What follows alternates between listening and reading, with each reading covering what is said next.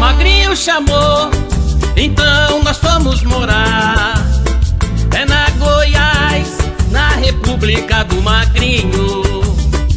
Magrinho chamou, então nós fomos morar.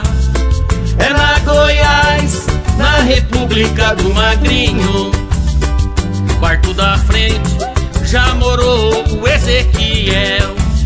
Hoje aqui da Uana, bacharel, pai do Rafael. Quarto do meio, quartinho de recordação. Foi aqui mesmo que morou meu irmão Marião. E o Araruna foi o pai do meu violão. E das cachaças, o pai foi o Carlão. E da preguiça ficava uma dúvida então: será o Marco ou o Cetinho do João? Mas é lá no fundo que aperta o coração. A cerveja no tanque, o atabaque e o violão.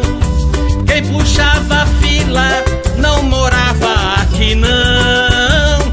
Era o maluco do Brutus, hoje psico Maurão. Tinha festa e calorada, sal grosso, pinga e limão. E o clube da esquina, Júlio Pop e o bar do Carlão. Café Sete Castelinho, da madrugada tinha macarrão. Encontrávamos amigos, o Chicão e o Maranhão. Pra acabar com essa farra, só restava uma coisa então: era pegar o caneco, botar na sacola e ir pra exposição, hein? Era pegar o caneco, botar na sacola e ir pra exposição. Era pegar o caneco, botar na sacola e ir pra exposição, hein?